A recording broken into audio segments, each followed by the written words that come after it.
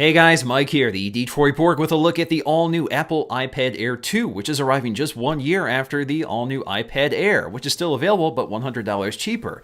So the iPad Air 2 is thinner, much more powerful with an A8X processor, which has 3 cores and 2 gigs of RAM. This is the first iOS device to have more than 1 gig of RAM. We also have a new iSight camera, 8 megapixels instead of 5. We also have a new FaceTime HD camera, which is kind of lifted from the iPhones.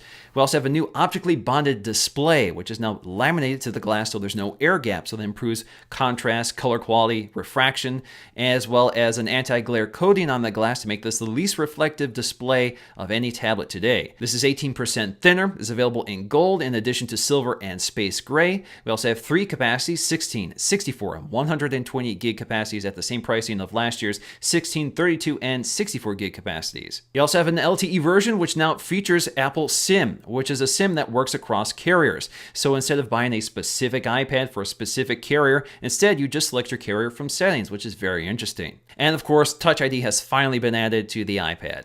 Alright, so let's get to the unboxing so we can take a close look around. So on the box you can see we have the iPad in profile, highlighting the fact that this is razor thin. In fact, it's 18% thinner at only 6.1 millimeters. So that makes it thinner than the iPhone 6 and also makes it the thinnest tablet available right now. Now, the first thing you notice when you pick the iPad Air up out of the box is just how thin it is. It's also very thin and rigid, that nice solid metal construction.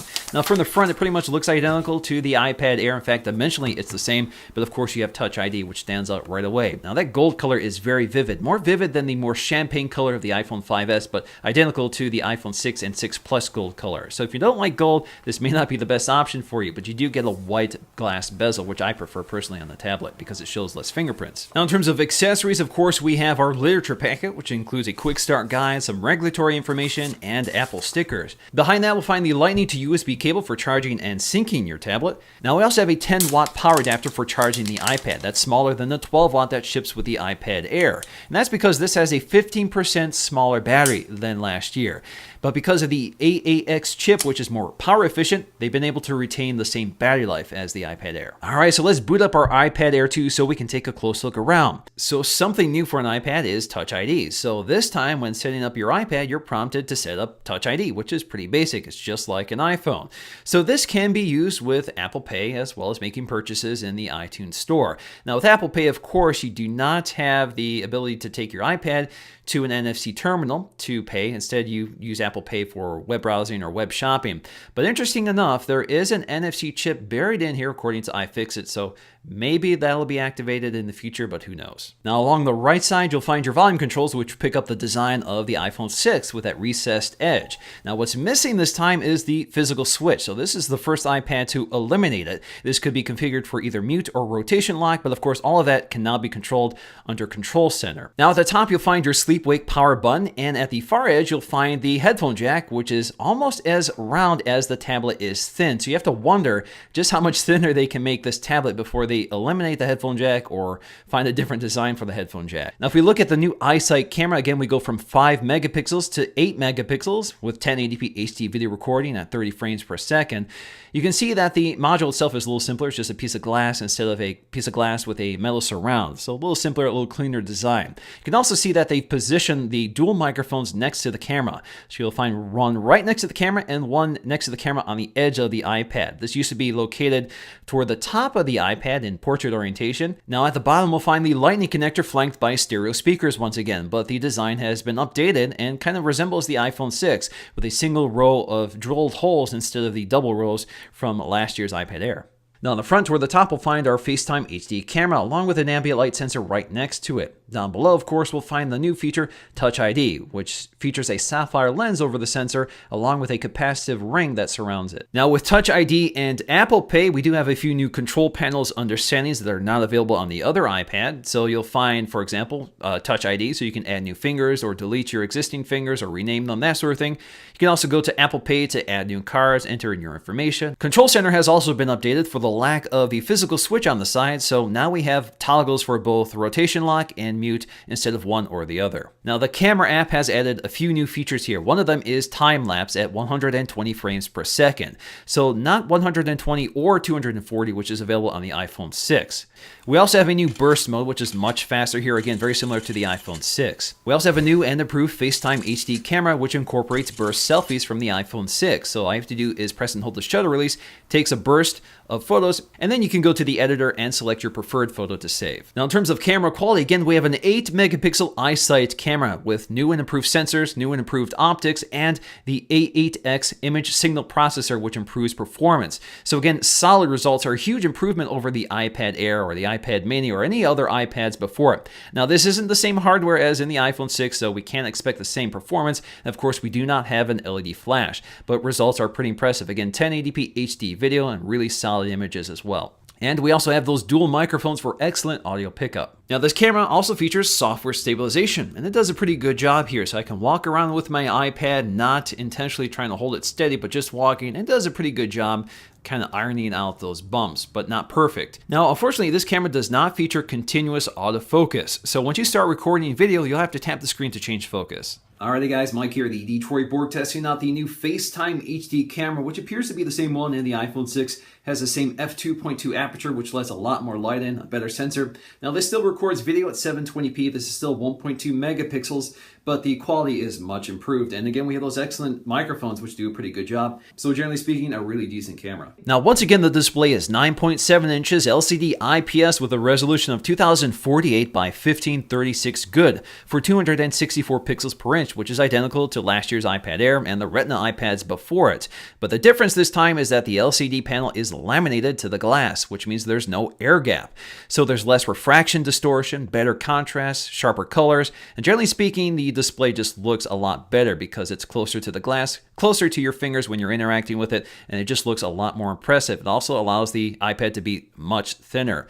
It also resolves the issue I had with the iPad Air, which was the sound it makes when you tap the screen. It kind of sounded like tapping plastic. It just didn't feel as rigid and solid as I like, and that's completely gone with this new iPad. They've also added an anti-reflective coating, which makes a huge difference here. Now, it's still a glossy panel, so you're still going to see some glare, but the effect is much improved over the iPad Air from last year. So as you can see here, when I tilt it into the light, it does a pretty nice job adjusting for it. Now, like a lot of anti-reflective coatings, things that reflect in the display kind of look blue. Now, when you have the white version, this is less noticeable if you have a white bezel surrounding it.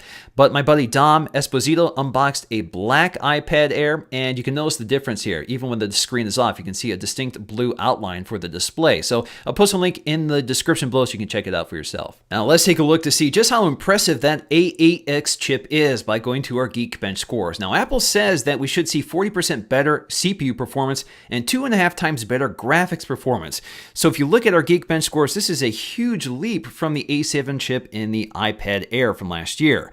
So you can see the multi-core score is pretty impressive. 4,518 versus 2,553. That's a massive leap. Same with the single core score, maybe not as big here because we're going from 2 cores to 3 cores on the multi-core score. With the single core score, we're going from 1.4 gigahertz to 1.5 gigahertz. So that jumps to 1817 versus 1419. Now, if you compare this to the iPhone 6 Plus, this bests it, which had previously been the best iOS device as well. So that single core score is 1525, and the multi-core score, which is dual core, is 2796. So again, big gains here. Now, in terms of how this translates to performance, there is a noticeable quickness to the operating system with this faster chip, as well as 2 gigs of RAM instead of 1 gig of RAM. So apps preserve their state a little better than they did before. Now, once again, we have those stereo speakers on one side of the tablet, so the stereo effect is kind of lost if you're using it in landscape orientation. But noticeably, these speakers are louder than the iPad Air, despite the thinner design. So they've been able to make these speakers even louder than before. So let's go ahead and take a listen and compare them.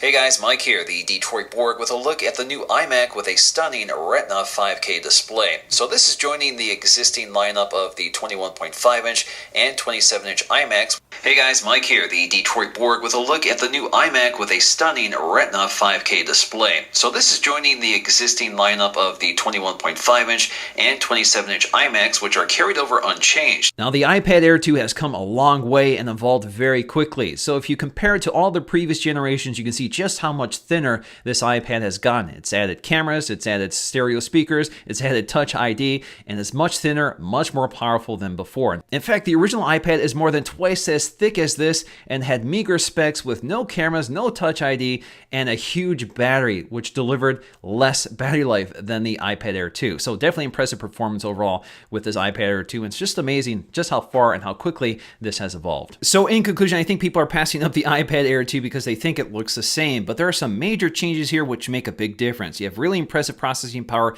fantastic cameras, a nice thin lightweight design with an improved display and Touch ID. So it's really nice to be able to use Touch ID on the iPad, because instinctively when you're using an iPhone with Touch ID, you want to use the same on the iPad. So it's nice to finally have that on the iPad Air. And of course, you have Apple Pay. So if that's important to you, if you're shopping on your iPad, you have this. But of course, don't take it to the store, at least not yet. Now, the other amazing thing here is that they've been able to achieve all of this while preserving battery life. So about 10 hours of battery life is what you can expect, and that's about what I'm getting while testing out this iPad. Now, ultimately, iOS doesn't really take advantage of the capabilities of this iPad yet, so it'll be interesting to see what happens in the future, because we have a lot of processing power, but not a lot of uses for it yet. So that's going to do for me in this video. Hope you enjoyed it, and I'll see you again in the next one.